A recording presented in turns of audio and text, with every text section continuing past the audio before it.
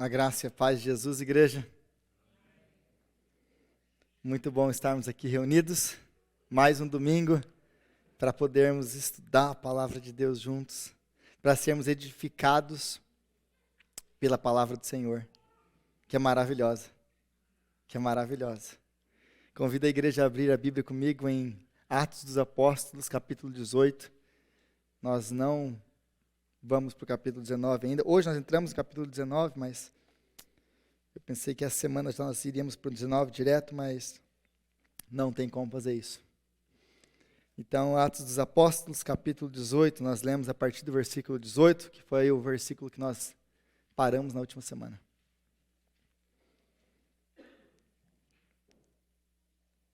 E nós vamos ter o privilégio de estudar esse texto maravilhoso. Atos dos Apóstolos, capítulo 18, a partir do versículo 18. E diz assim a palavra de Deus.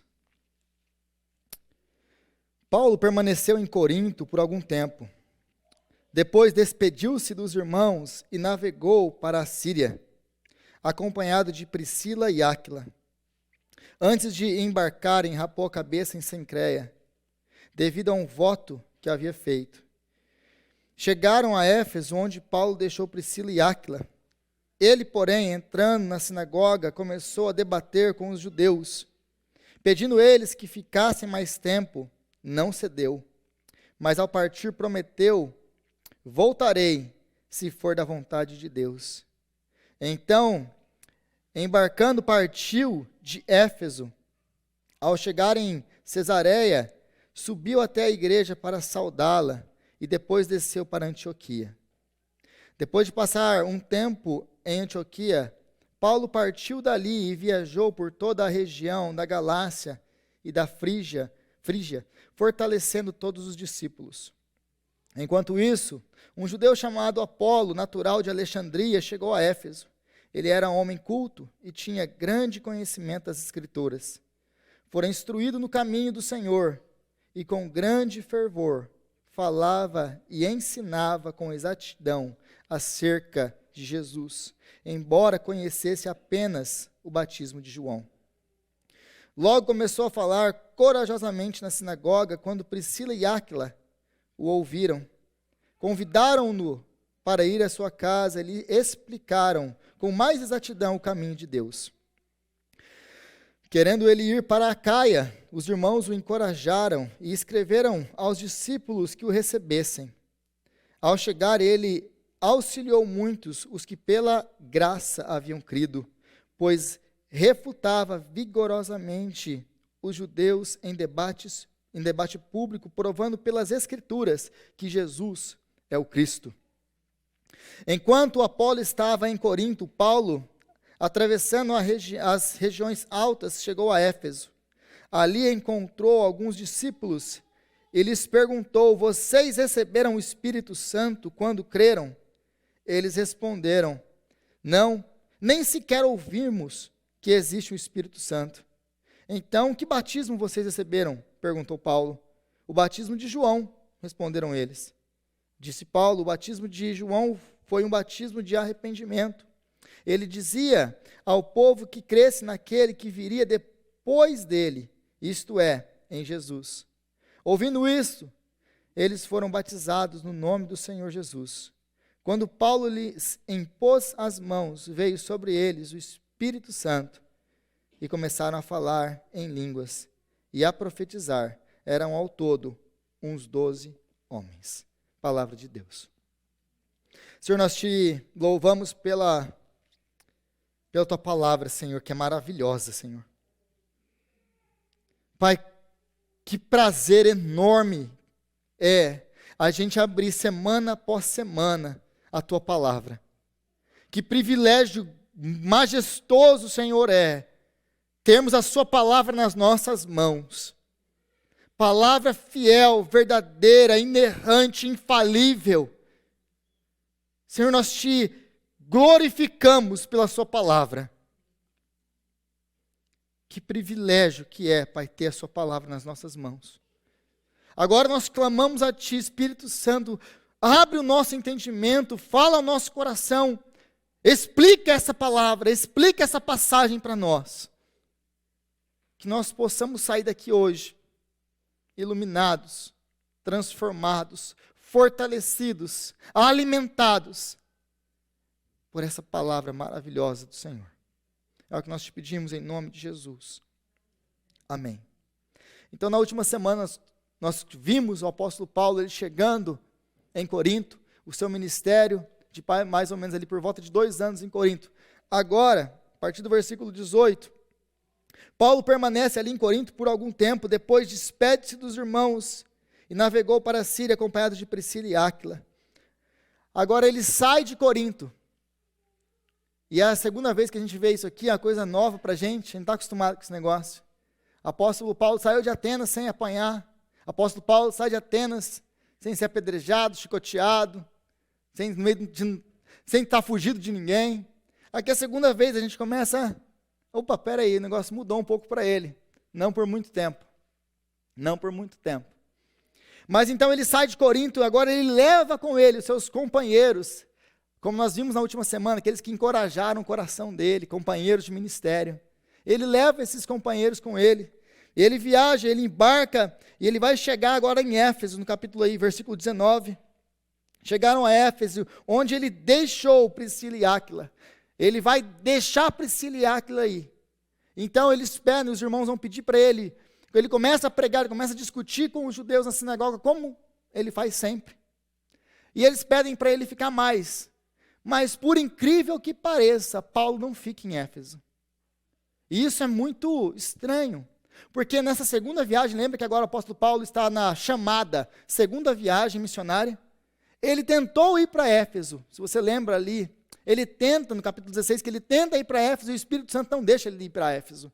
Ele tenta ir para a Ásia, ele não consegue ir, ele tenta subir, vai para o norte, ele não consegue ir. Então ele tem uma visão de um homem na Macedônia e diz, passa para cá e ajuda-nos. Então ele passa para Macedônia, e lá ele apanha para caramba, ele tem todos aqueles problemas que ele tem, mas ali ele vai estabelecendo igrejas. Agora ele está voltando, ele queria ir para Éfeso, mas agora ele passa reto em Éfeso, ele entende que não é a hora do Senhor ficar em Éfeso. Então ele fala, voltarei, se for da vontade do Senhor. Porque ele entende uma coisa, tudo na vida do crente tem que ser guiado pelo Espírito Santo de Deus. Tudo na nossa vida é soberana vontade de Deus para nós.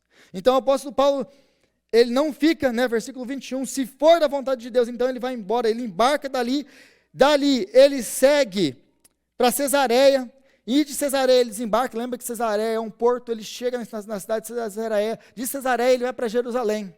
Jerusalém, ali ele vai subir para a igreja, Jerusalém está num morro, então ele vai subir para Jerusalém, depois de Jerusalém, ele vai para onde?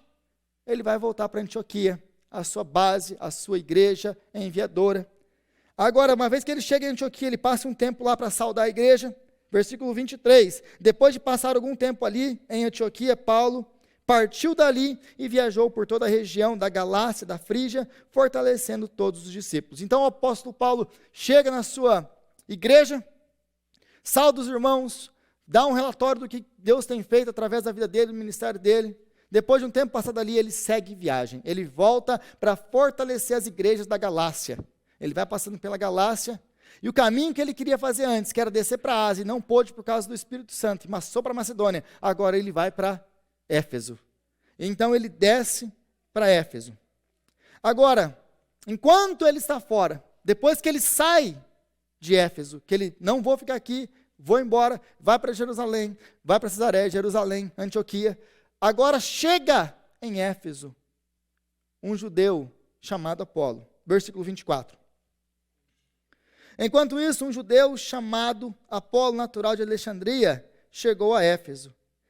E ele era um homem culto e tinha grande conhecimento das Escrituras. Então aqui, hoje nós vamos nos deter um pouquinho na vida de Apolo. Porque ele vai ser um personagem importantíssimo mais para frente, até mesmo nas cartas, para a gente poder entender as divisões dentro da igreja de Corinto, lá na frente. Mas antes de falar de Apolo, eu queria falar um pouquinho sobre Éfeso, a cidade de Éfeso. Então Paulo sai de Corinto e ele viaja para Éfeso. como nós vamos ficar aqui nessa semana, provavelmente na outra semana, eu queria explicar um pouquinho sobre a cidade de Éfeso. Éfeso é considerado como o ápice do ministério de Paulo, antes de ser preso. Porque essa vai ser agora, então, a partir do versículo 23, começa a terceira viagem missionária dele. A partir do versículo 23 do capítulo 18, começa a terceira viagem missionária de Paulo. Então, agora ele está passando pela Galácia, enquanto isso, Apolo está lá. Mas Éfeso era uma cidade importantíssima, e Paulo vai passar ali por volta de 3 anos. A cidade era a cidade mais importante da Ásia. Então, de toda a Ásia, ela é a cidade mais importante de toda a Ásia. A quarta maior cidade do império. A cidade que adorava o imperador como o Filho de Deus, o Salvador do mundo. Quando você estuda a cidade de Éfeso e todo o site que eles têm lá para os arqueólogos, e você encontra várias inscrições chamando o imperador de o Filho de Deus, o Salvador do mundo. Então você vê que esse não era um título exclusivo para Jesus no primeiro século. Aliás, ele era usado por os imperadores antes dele. Então, os judeus que moravam na cidade tinham liberdade religiosa e privilégios dados pelo imperador. Apesar de ser uma cidade muito idólatra e de muita feitiçaria, como nós vamos ver, os judeus eles gozavam de uma certa liberdade na cidade. Eles podiam cultuar a Deus, eles eram isentos de trabalho do serviço militar, o que era obrigatório. Então os judeus eles tinham uma certa liberdade lá. Agora, uma coisa que é muito importante em Éfeso é entender a questão da idolatria e da religião da cidade. Por quê? Porque na cidade de Éfeso nós encontramos o templo da deusa Artemis dos Éfesos, ou da deusa Diana. E quem era ela? Ela era o deus, a deusa dos Efésios. E o seu templo ele ficava a 2 quilômetros do centro da cidade. Você tinha o templo dela, que era 4 vezes maior do que o panteão na cidade de Atenas. Nós temos o panteão dos deuses em Atenas. E ele era muito importante em Atenas, e todo o império, aliás. O templo da deusa Diana, ele era 4 vezes maior do que o panteão dos deuses gregos. Para você ter uma ideia da proporção e da importância. Ele era considerado uma das 7 maravilhas do mundo antigo. Então, ele era muito importante. A cidade, que já havia sido muito rica e influente, até por causa da sua localização e do seu comércio, agora já não era mais assim. Era uma cidade muito grande, mas que era uma cidade que vivia basicamente do seu passado. Agora, a principal fonte de lucro da cidade é o templo da deusa Artemis. É a idolatria. É o templo pagão de Artemis, ou da deusa Diana. E o apóstolo Paulo vai se meter em confusão por causa disso aqui. Porque uma vez que ele começa a pregar o evangelho naquela cidade, o povo, os efésios, eles vão começar a abandonar a sua idolatria, vão começar a abandonar aquele misticismo, as falsas religiões, o paganismo, vão se converter ao Senhor. O que acontece com a base da economia da cidade? Despenca. E aí que ele vai arrumar problemas. Mas aí então nós chegamos em Apolo, agora nós entendemos a cidade de Éfeso, mas então nós chegamos em Apolo. Mais uma vez, Apolo é um judeu natural de Alexandria. Aí a gente precisa entender Alexandria para poder entendermos Apolo. Alexandria é a segunda maior cidade do império. Depois de Roma vem Alexandria.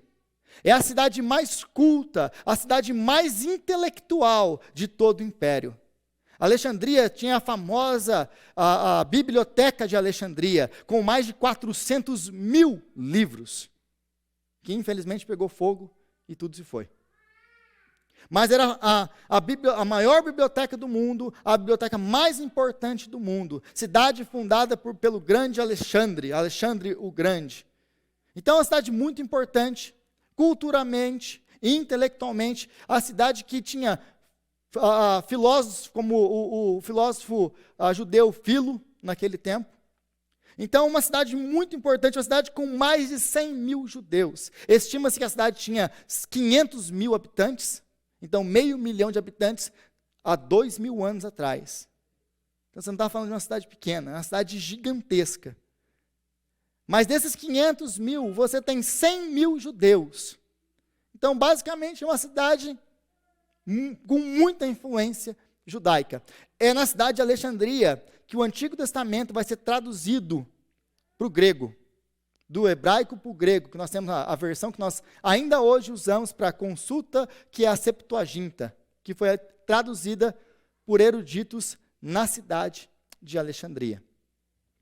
Então, isso tudo aqui, essa cultura, a imponência de Alexandria, vai nos explicar muito de quem é Apolo. E por que o que Lucas está descrevendo aqui nos versículos 24 e 25. Porque Lucas vai nos falar basicamente 4 coisas sobre Apolo. Em primeiro lugar, ele era um homem culto, que significa naquele tempo, na língua grega aqui, dizer que ele era um homem treinado na oratória e na filosofia grega. Se lembre, ele é um judeu. O Apolo ele é muito parecido com Paulo. Ele é um judeu que nasce fora de Israel, que ele trafega muito bem pelos corredores do conhecer humano, da sabedoria humana, da oratória, da filosofia grega. Era um homem inteligentíssimo. Um homem que conhecia as faculdades, que frequentava as faculdades, que era culto, que era inteligente, que era treinado em toda a sabedoria daquele tempo. Na cidade mais culta, talvez hoje é a mesma coisa que nós falássemos, ele estudou em Oxford, ele estudou em Cambridge, na Inglaterra. As faculdades mais importantes ou mais famosas do mundo. Ele era um homem que estudou lá. Mas, ao mesmo tempo que trafegava pelo conhecimento do conhecimento grego, com muita desenvoltura, ele também trafegava e conhecia a sua própria cultura, porque ele era um judeu. Ele conhecia as Escrituras. Ele conhecia tão bem as Escrituras, que agora Lucas vai dizer para nós que ele é natural da cidade de Alexandria. Ele era um homem culto, que tinha grande conhecimento nas Escrituras. Ele não era um homem que conhecia as Escrituras, ele tinha um grande conhecimento nas Escrituras. Lucas aqui ele quer dar uma ênfase. Ele não é um homem que conhece um pouquinho de Bíblia. Ele é um homem como o apóstolo Paulo, com grande conhecimento das Escrituras. Então ele tem muita semelhança com o apóstolo Paulo. Muita semelhança. Então ele foi treinado na oratória, na filosofia grega, com grande conhecimento das Escrituras do Antigo Testamento, das promessas do Messias. Porque o texto vai continuar nos dizendo aqui, no versículo 25, fora instruído no caminho do Senhor. Por todo o livro de Atos, nós temos visto essa palavra, o caminho, frequentemente sendo usada por Lucas. Lucas vai sempre falando do caminho, do caminho. Sempre que ele se refere ao caminho, ele está se referindo ao quê? Ao caminho de Jesus, ao evangelho de Jesus, a seguir Jesus. É a Cristo que ele está se referindo. Então, o versículo 25 diz que ele fora instruído no caminho do Senhor. Que Senhor? O Senhor Jesus. Ele conhecia as promessas do Messias. E ele entendia que essas promessas foram cumpridas em Jesus. E com grande fervor, falava e ensinava com exatidão acerca de Jesus. Agora aqui Lucas ele vai falar uma coisa muito importante, que ele não apenas conhecia, mas com grande fervor. Se você tiver a sua Bíblia aí, que eu estou lendo aqui, a NVI. A minha NVI tem uma notinha aqui, tem uma letrinha aqui. Se você ler, se abrir esse texto no grego, no original, o texto aqui, a NVI, ela não traduz a palavra espírito, porque basicamente eles entendem que o fervor está ligado ao seu fervor, era alguma coisa nele.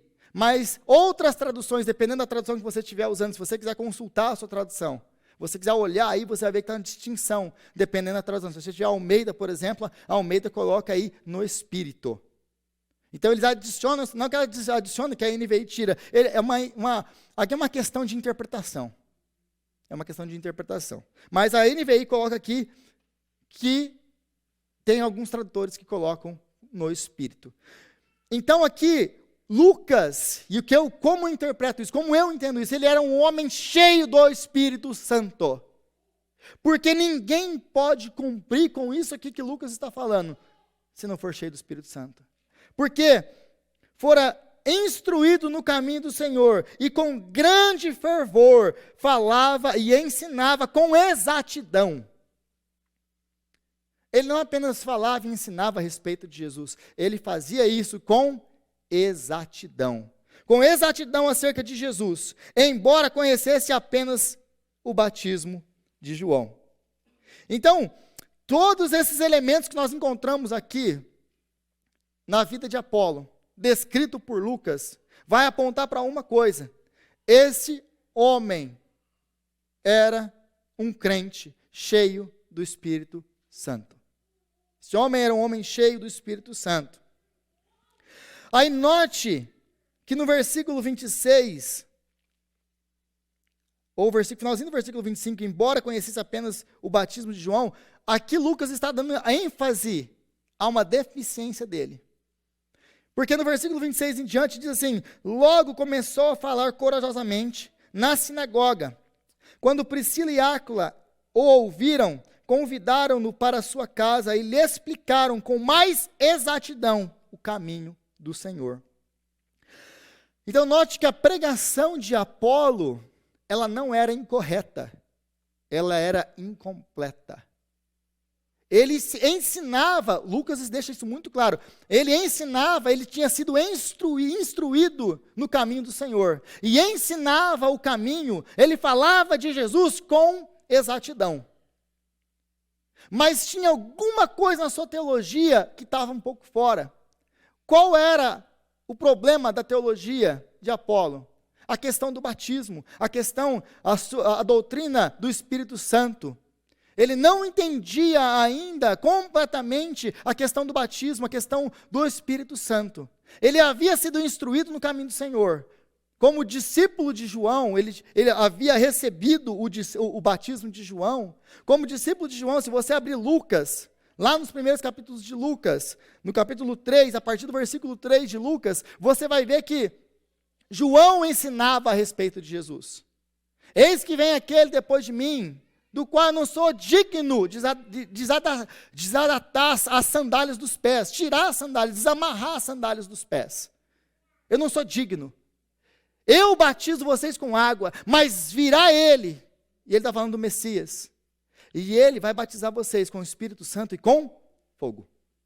É lógico que o fogo aqui, ele está falando de um lugarzinho mais quentinho, né? Existe muita confusão nessa interpretação desse versículo, então eu vou explicar para vocês de uma maneira bem clara. Espírito Santo e fogo aqui são duas coisas diferentes. O Espírito Santo é para os salvos, o fogo é para os não salvos. Então é isso que ele está falando ali, o que João está falando. Então, João conhecia as promessas messiânicas, ensinava as promessas messiânicas e conhecia a promessa do Espírito Santo. Então, como que Apolo não entendia isso direito? Provavelmente porque ele não foi discipulado pelo próprio João. Porque lembre-se que João foi morto 20 anos antes disso aqui. Então, ele provavelmente não conhecia com exatidão com relação a essas duas doutrinas. Então, ele é chamado por Áquila e Priscila.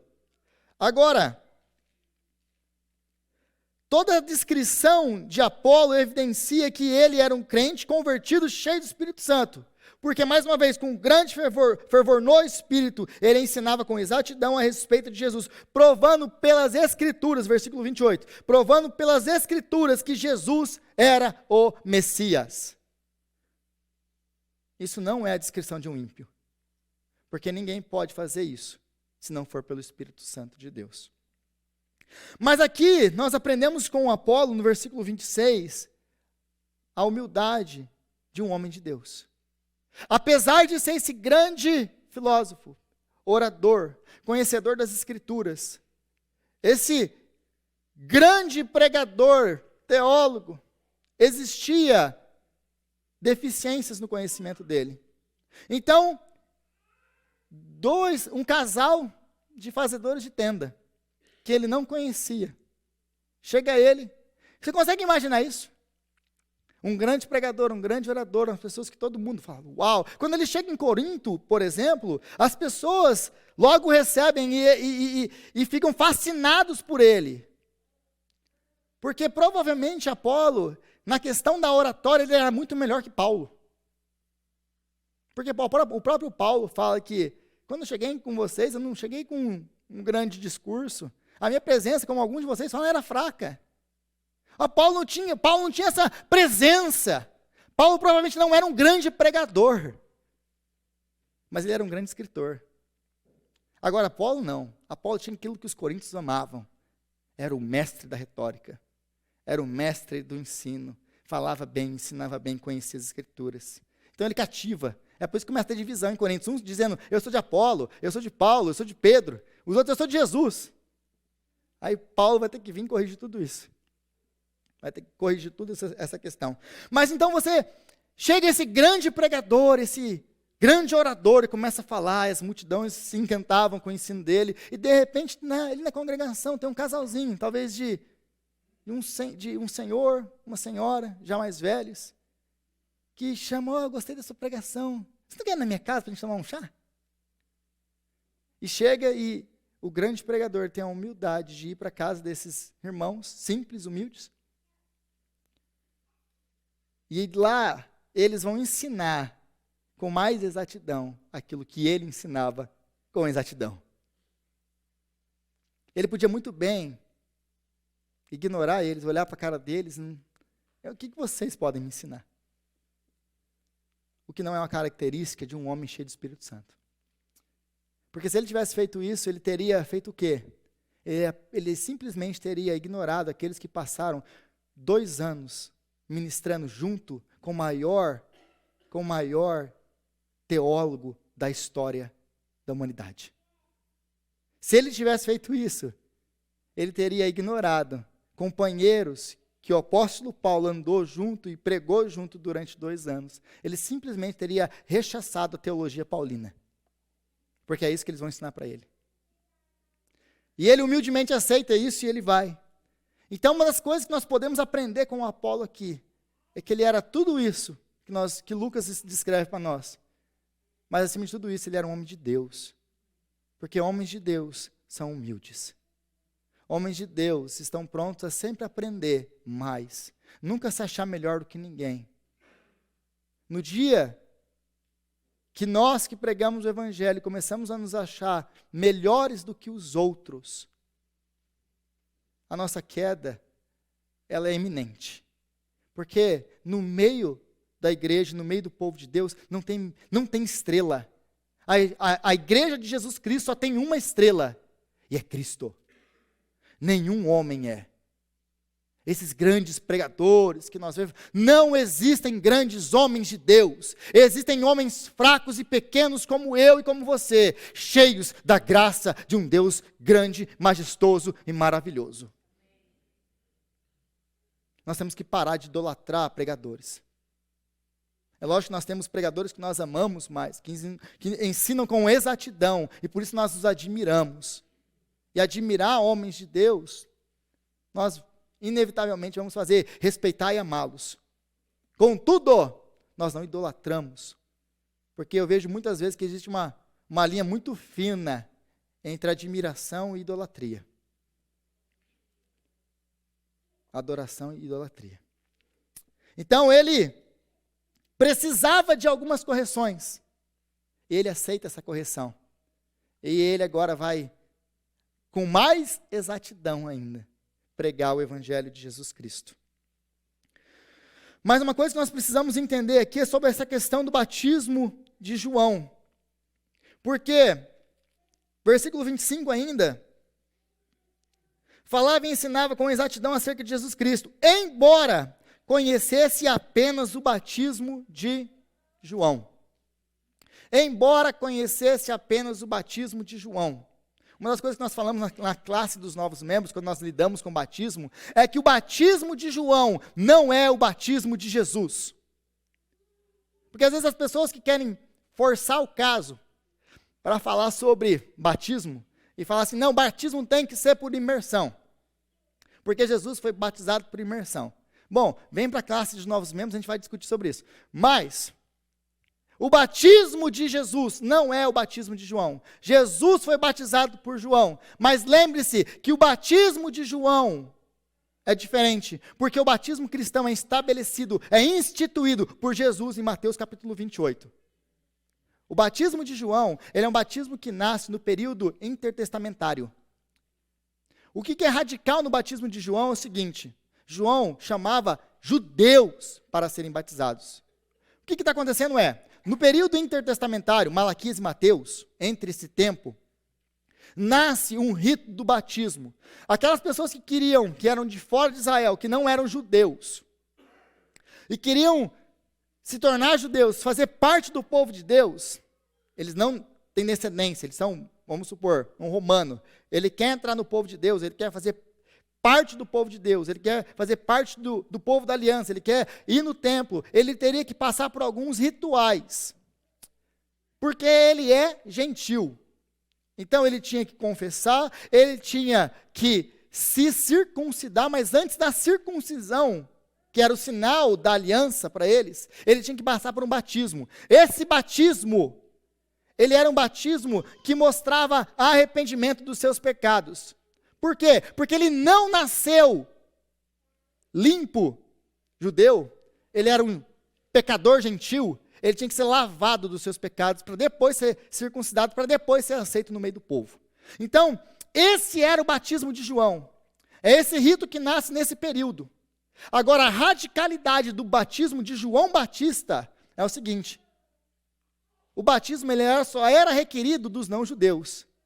O que João vem e prega é que todos nós, todas as pessoas, não há distinção. Todos precisam ser batizados. Todos precisam ser limpos dos seus pecados. Todos precisam se arrepender dos seus pecados e serem lavados no batismo. João Batista já estava ensinando aquilo que vai ser desenvolvido pelo apóstolo Paulo, e talvez um dos textos que eu mais cito nas minhas pregações. Romanos capítulo 1 ao capítulo 3. Não há um justo, nenhum sequer, ninguém que entenda, ninguém que busque a Deus. Então ele vai deixar muito claro, João já está falando, todo mundo precisa de salvação, todo mundo precisa de perdão de pecados, todo mundo precisa ser lavado. Todo mundo. E é isso que João ensina através do seu batismo. Agora o batismo de Jesus é completamente diferente. Não é completamente diferente, mas é diferente do de João. Agora, a instituição do batismo de Jesus é, vocês vão por todo o mundo, batizando-os em nome do Pai, do Filho e do Espírito Santo.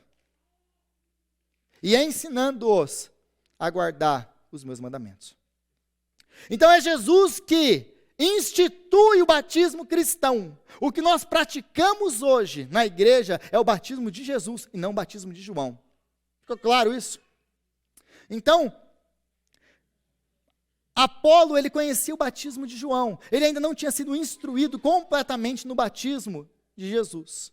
Apesar de ter sido instruído, ele entendia muito bem as promessas messiânicas. Ele entendia muito bem que o Messias haveria de sofrer, que o Messias haveria de morrer, que o Messias haveria de ressuscitar. Ele entendia essas coisas, mas ele não entendia ainda claramente a questão do Espírito Santo e do batismo. E aí, mas esse versículo 25, ele quer nos fazer um contraste com o que vai vir agora.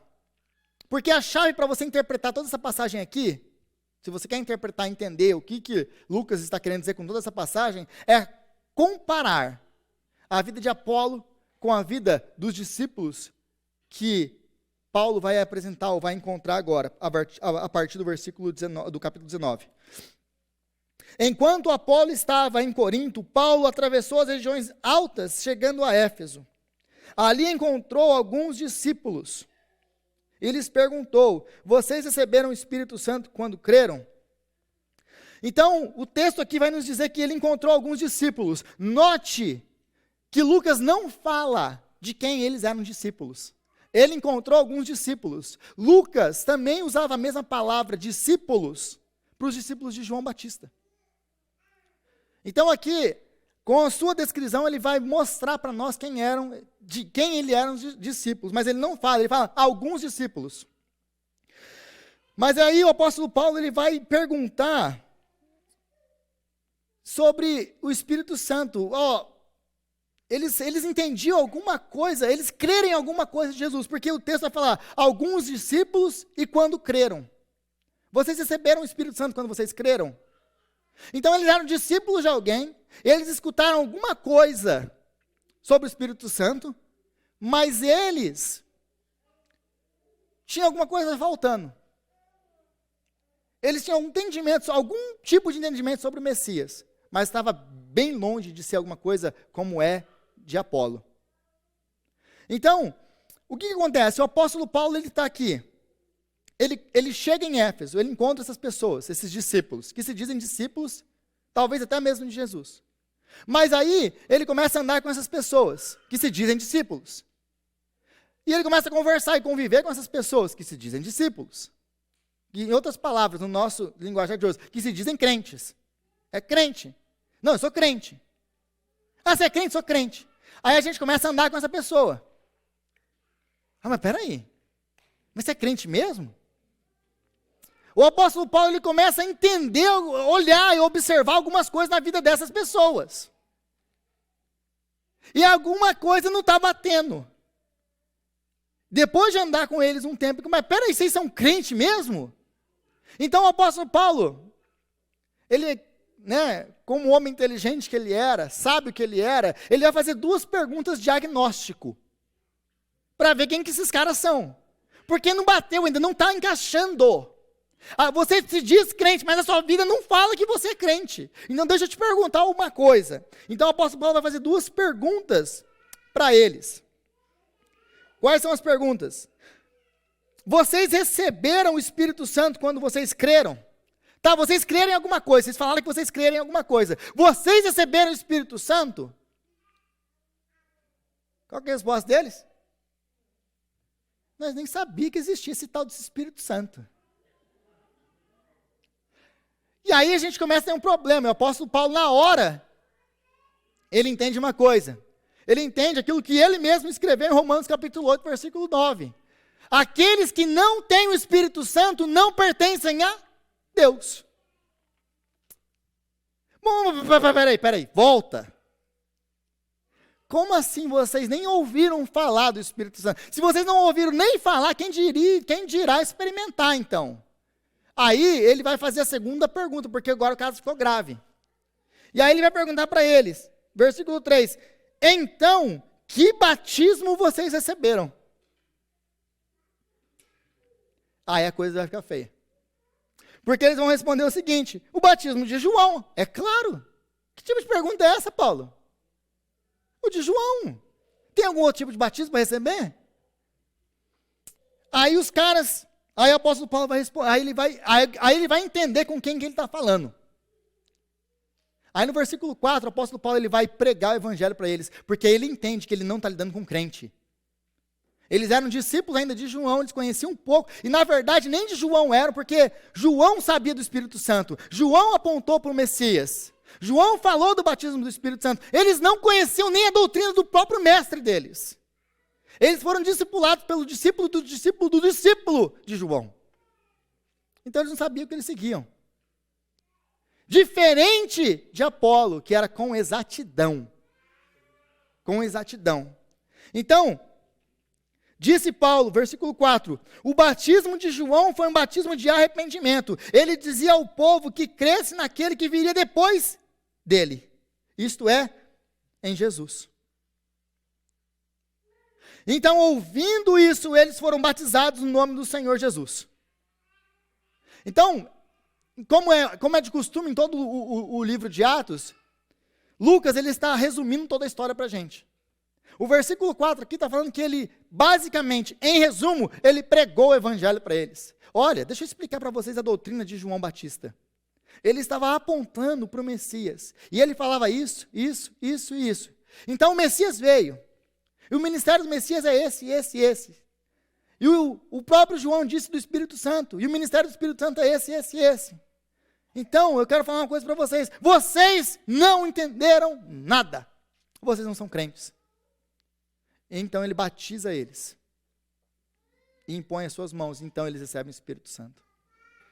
Ele identifica todos esses problemas na teologia deles, na falta de entendimento claro de quem é Jesus. Então eles são batizados. E agora eles recebem o Espírito Santo. Porque, mais uma vez, Romanos 8, 9. Se você não tem o Espírito Santo, você não é crente. Você não é salvo. O Espírito Santo é o selo da nossa salvação. Então ele prega para eles. Então essas perguntas, 2 perguntas de investigação vão revelar várias coisas para a gente. A primeira delas, mais uma vez, vocês receberam o Espírito Santo quando creram? Então essa pergunta, ela pressupõe que o crente recebe o Espírito Santo quando crê, como ele mesmo escreve em Gálatas capítulo 3. O Espírito Santo, para nós podermos entender a palavra de Deus, nós precisamos do Espírito Santo de Deus. Caso contrário, você vai vir aqui domingo após domingo, e você não tem interesse pela palavra, você tem sono, você está sempre cansado, ai, é um saco, eu vou porque eu tenho que ir, porque eu tenho que cumprir alguma coisa para Deus. Como eu, durante anos, fui na igreja, antes da minha conversão. Eu ia para a igreja, e eu chegava na igreja, acabava lá, aquele culto, a missa, saía de lá e pensava assim, eu fiz o que eu tinha que fazer para Deus essa semana. Porque eu não conhecia nada de quem é Cristo, eu não conhecia Deus. Então, muitas das vezes, dentro da igreja evangélica, nós temos muita gente assim. Muita gente assim. Que desdenha basicamente a palavra de Deus, que não lê, que não busca, que não estuda. Por quê? Porque essas coisas são discernidas espiritualmente. É o Espírito Santo que nos dá sede e fome da palavra de Deus. Agora, a segunda coisa que ele pergunta, que batismo vocês receberam? O batismo implica ser selado e revestido em Cristo. Isso é, aplicado pelo Espírito Santo. Ser revestido de Cristo, estar cheio de Cristo, implica estar cheio do Espírito Santo. Então o apóstolo Paulo ele entende uma coisa. Ele entende uma coisa. Se você creu realmente, e você foi salvo realmente, o Espírito Santo habita em você. Não é uma questão do seu batismo. Mas aí ele vai perguntar, mas e o batismo então? E o batismo deles vai deixar muito claro que eles não entenderam nada, que eles não receberam nada, que eles não são crentes. É por isso que ele vai ter que pregar o evangelho para eles e batizar esses caras de novo. Isso nos ensina uma grande verdade. Qual a grande verdade que isso nos ensina? O perigo do meio evangelho. Que infelizmente se alastrou no meio evangélico. O perigo do meio evangelho. Qual que é o perigo do meio evangelho? O perigo do meio evangelho é esse. Nós temos 2 polos, geralmente, que se trafega. Nós temos a igreja da graça, que só fala de graça, que só fala do amor de Deus, que tudo vale por causa do amor de Deus. Deus aceita tudo, perdoa tudo, ama todos. É o evangelho da graça. Porque Deus não é o Deus que se ira, porque Ele é um Deus de amor. Por um outro lado, nós temos a galera da ira, que só fala da ira, que tudo é inferno e você vai morrer, que nunca fala da graça. Os 2 estão errados. Os 2 estão errados. Porque a ira de Deus nos leva ao arrependimento, mas o mesmo Deus, que é um Deus justo, santo, que se ira contra o pecado, contra a maldade, Ele é um Deus que é gracioso, perdoador e amoroso. E essas 2 verdades, elas se encontram na cruz de Cristo. E a cruz revela os atributos de Deus de maneira grandiosa e maneira perfeita. Então existe um perigo no meio evangélico, que é o perigo do meio evangelho, da metade, de se pregar a metade do evangelho. Você fica geralmente com uma parte ou com a outra. E as 2 estão erradas. Porque as 2 vão te levar ao meio evangelho. Aí, a consequência disso é que estes homens aqui, por exemplo, estes homens, eles pensavam que eram crentes, quando na verdade não conheciam e nem tinham o Espírito Santo.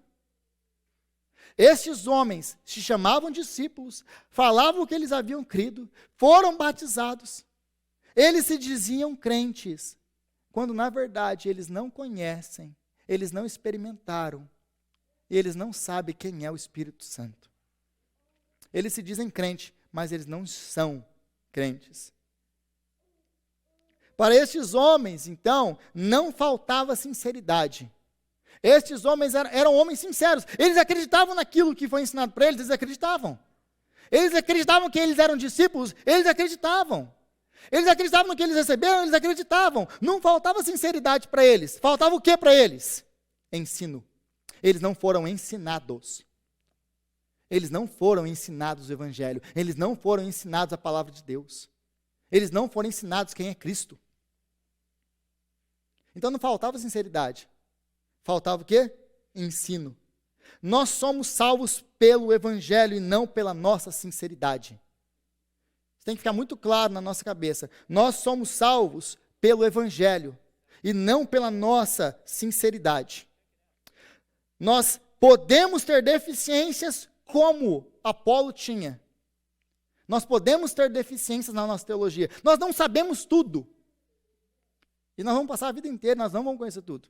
Você pode estudar a vida inteira. Quanto mais eu estudo, quanto mais eu busco, quanto mais eu sou treinado teologicamente, mais eu vejo o quanto eu não sei. Então, quanto mais eu cresço, mais eu vejo quão longe eu estou.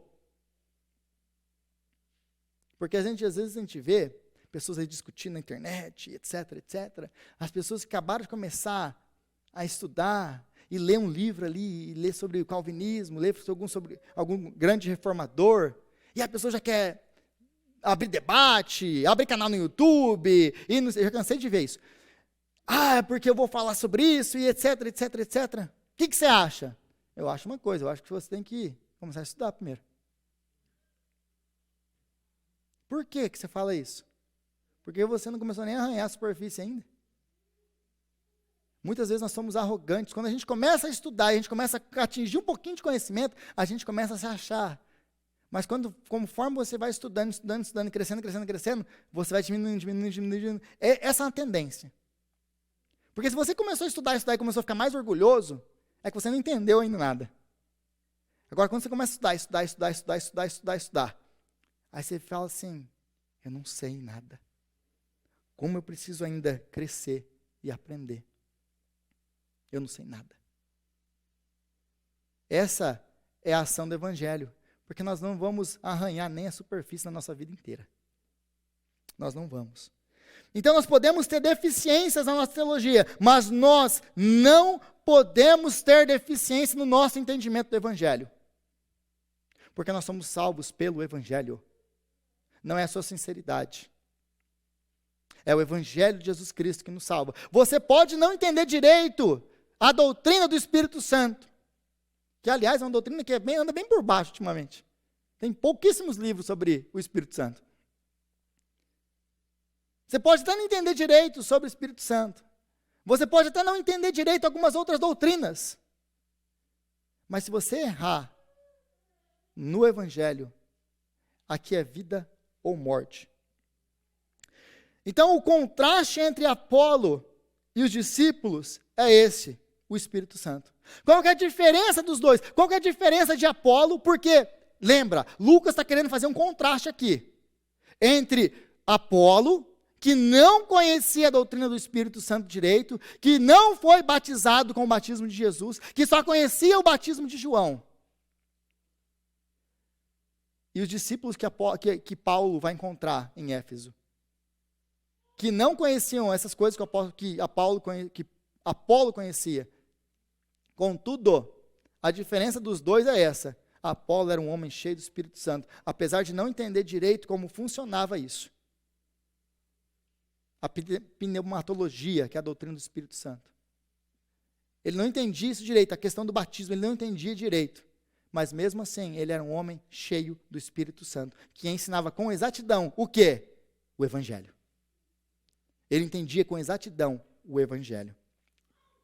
Então, apesar dos dois terem deficiências no seu entendimento sobre o Espírito Santo, sobre o batismo, Apolo entendia o Evangelho e eles não. É isso que definia Apolo como crente e os discípulos que Paulo vai encontrar como não crentes.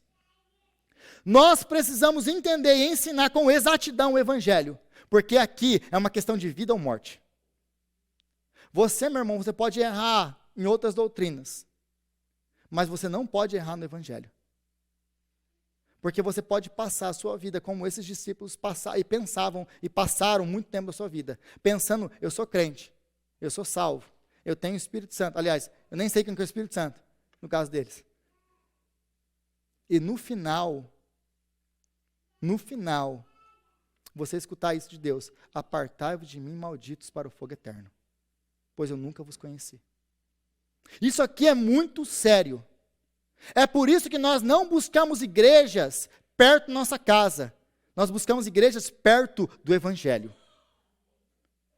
Nós não buscamos igrejas perto da nossa casa, nós buscamos igrejas bíblicas que pregam o evangelho com exatidão. Eu tenho uma pergunta para você. Você entregaria o seu filho para passar por uma cirurgia nas mãos de alguém que é um falso cirurgião, um falso médico? Você se submeteria a uma mesa de cirurgia com uma pessoa que não sabe direito o que está fazendo? Alguém de vocês faria um negócio desse? Porque ainda muitos de nós fazemos isso com a nossa alma. Porque é isso que nós fazemos quando nós estamos... Ah não, a pessoa está aqui ensinando, ele não sabe muito o que ele está falando, mas é sincero. Esses homens também eram sinceros. E eles não tinham Espírito Santo, eles não eram salvos.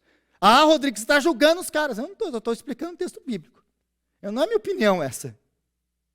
Porque eu sei que sempre tem uns, mas você não pode falar isso. A galera você tem que pregar mais o evangelho e se preocupar menos com os outros. Eu não estou falando mal de ninguém. Eu não estou dando nome nenhum aqui. Eu estou falando da importância e colocando para vocês a importância da exatidão do evangelho na nossa vida.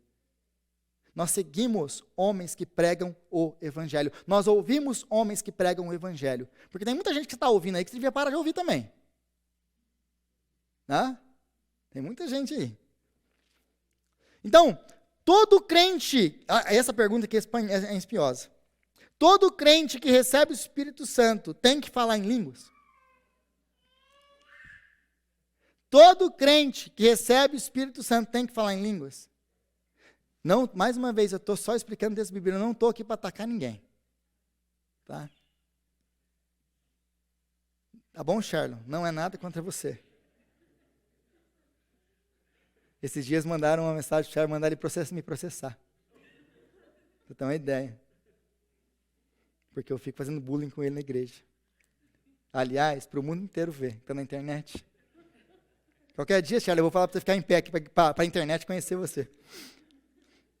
Então, todo crente que recebe o Espírito Santo fala em línguas, a resposta é não. Viu, gente, porque a gente tem que ensinar essas coisas na igreja? A resposta é não. Porque se dependesse de eu falar em línguas, para eu ser cheio do Espírito Santo, eu não tenho Espírito Santo. Porque eu não falo. Eu não falo. E eu não estou falando nada dos dons. Eu não estou falando nada dos dons. Eu estou falando que não é mandatório. Porque existe uma teologia errada que pega textos como esse aqui e transforma isso aqui no quê? Num padrão. Se você não fala em línguas, você não tem o Espírito Santo. Por quê? Porque está escrito aqui, Atos capítulo 19. Aonde? Versículo 5, ouvindo isso, eles foram batizados no nome do Senhor Jesus. Versículo 6, quando Paulo lhes impôs as mãos, veio sobre eles o Espírito Santo, e começaram a falar em línguas e a profetizar. Se você não fala em língua e não profetiza, você não é cheio do Espírito Santo. Está o texto bíblico aqui. Ah, é? É? Está vendo? Até as crianças estão discordando de mim. Tá bom. Como que eu posso afirmar que não é, que isso é mentira? Apolo é uma prova dessa. Apolo não falava em línguas. Em algum momento aqui ele fala em línguas, não. Como que eu sei que ele é cheio do Espírito Santo? Ele explica com exatidão o Evangelho. Porque você precisa ser cheio do Espírito Santo para explicar com exatidão o Evangelho.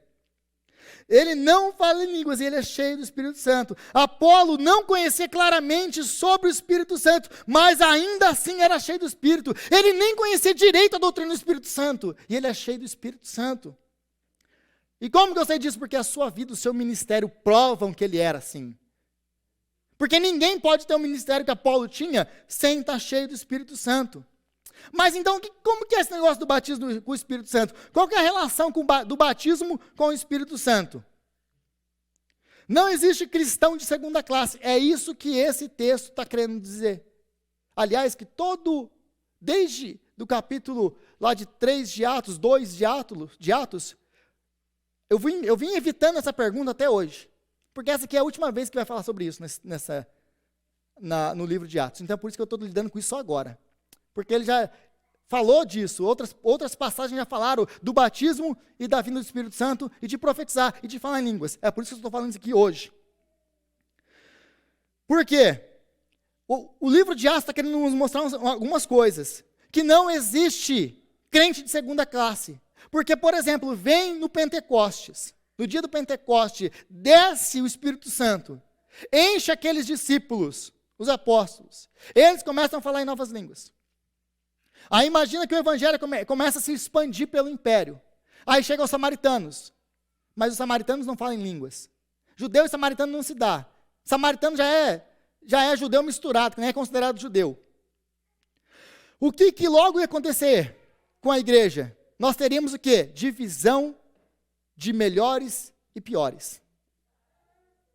É isso que está acontecendo quando nós vemos, no decorrer do relato de Atos, Lucas está nos mostrando que todo mundo recebeu o Espírito Santo. E o sinal visível foi o mesmo. Qual que foi o sinal visível? Eles falaram em línguas e profetizaram. Mas todos os grupos falaram em línguas e profetizaram? Não. Então eu não posso pegar esse texto e transformar ele em teologia e falar que todo mundo que não fala em línguas não recebeu o Espírito Santo, não é cheio do Espírito Santo. Porque senão você vai, por exemplo, acha o texto lá o capítulo 8 de Atos, versículo 14, os samaritanos recebem o Espírito Santo. Eles falam em línguas? Não. Você vai lá o eunuco com Felipe, ele fala em línguas? Não. Você pega a Lídia, o carcereiro, no capítulo 16. Lídia fala em línguas? E, aliás, quem está discipulando ela, quem está batizando ela, quem está na casa dela é Paulo, o apóstolo. Porque outra coisa que você tem que prestar atenção é, todas as vezes que essa manifestação acontece com os apóstolos. Não acontece com outras pessoas. Está ligado aos apóstolos. Para dar autenticação do seu apostolado. Os apóstolos morreram. Não existe mais apóstolo. Então nós temos esses vários grupos que nunca falaram em línguas, que foram batizados, foram cheios do Espírito Santo e nunca falaram em línguas. Então aí, e o batismo do Espírito Santo então? Quando que acontece o batismo do Espírito Santo? Antes, durante ou depois do batismo com água? Porque essa é a próxima pergunta. Então tá bom. Então, quando que acontece esse batismo com o Espírito Santo? É antes, durante ou depois? É quando Deus quiser que aconteça. Como assim, Rodrigo? Não, porque no livro de Atos é assim que funciona. É quando Deus quer que aconteça. Porque nós temos, por exemplo, momentos em que é antes, as pessoas, aqueles homens gentios, estavam ouvindo o Evangelho, o Espírito Santo desceu sobre eles, ouviram o Evangelho. Mas o segredo é o Evangelho. Creram no Evangelho, receberam o Espírito Santo e começaram a falar em línguas. Eles foram batizados? Não, foi antes. E então, porque eles receberam, e só porque eles receberam o Espírito Santo, foi sinal evidente do Espírito Santo, é que Pedro vai falar, não, esses caras precisam ser batizados. Porque senão talvez nem tinham sido batizados, não, esses eram gentios. Não tem nada a ver com gentil. Ele nem queria ir lá, em primeira instância. Então, pode ser antes, pode ser durante, e pode ser depois, ou nunca. Como é o caso, por exemplo, do mago Simão, que a Bíblia diz que ele creu e ele foi batizado. Mas esse cara nunca se converteu. Ele nunca recebeu o Espírito Santo. Nunca. Então, finalizando, como diz Efésios, ou como diz o apóstolo Paulo aos Efésios, a igreja que ele está agora aqui instituindo ou estruturando. Quando vocês ouviram a palavra da verdade, o evangelho da sua salvação, e creram nele, vocês foram selados em Cristo com o Espírito Santo da promessa, que é a garantia da nossa herança até a redenção daqueles que pertencem a Deus, para o louvor da sua glória. Quando que você recebeu o Espírito Santo? Apóstolo Paulo, quando o crente recebe o Espírito Santo? Quando vocês ouviram a palavra da verdade, o Evangelho. E não apenas ouviram da sua salvação, e creram nele. Porque ninguém, absolutamente ninguém, não crê no Evangelho. Aliás, não crê em nada do que eu falei aqui hoje, se não for discernido pelo Espírito Santo. Discernido pelo Espírito Santo. Quem dá entendimento para você de tudo isso que eu falei hoje é o Espírito Santo. Aliás, quem me dá entendimento para entender essas coisas é o Espírito Santo. Mas aqui, e eu queria terminar com essa promessa, porque isso aqui é uma promessa maravilhosa para a sua e para a minha vida, o Evangelho. Quando vocês ouviram a palavra da verdade, o Evangelho da sua salvação, e creram nele, vocês foram selados em Cristo com o Espírito Santo da promessa, que é a garantia da nossa herança até a redenção daqueles que pertencem a Deus, para o louvor da sua glória. Meu irmão, minha irmã, você foi selado com o Espírito Santo da promessa. Nós aguardamos a redenção que vem com o nosso Senhor Jesus Cristo. Mas enquanto isso, nós já experimentamos a eternidade, porque o Espírito Santo já habita em nós. Você não é do mundo, você pertence a Deus. Você tem selo, você tem promessa. Você é filho, porque Deus te fez filho em Cristo Jesus, aplicando essa salvação, essas verdades, na sua vida, através do Espírito Santo. Senhor, nós te louvamos, ó Pai, pela tua palavra, que é maravilhosa, Senhor. Deus, como a tua palavra é maravilhosa. Agora nós clamamos a ti que o Senhor venha nos dar graça para viver o Evangelho, para entender o Evangelho. Pai, se existe no nosso meio, se existem pessoas que ouviram essa mensagem e que não entenderam o Evangelho ainda, eu oro a ti que o Senhor venha abrir o entendimento deles, através do seu Espírito, que o Senhor venha derramar do teu Espírito e trazer salvação, redenção, que eles venham ser selados com o Espírito da promessa, que é a garantia da nossa salvação. Ô Senhor, faz isso. E dá-nos graça para pregar o Evangelho inteiro, com exatidão, como Apolo pregava com exatidão, como Paulo pregava com exatidão, como Áquila e Priscila pregavam com exatidão.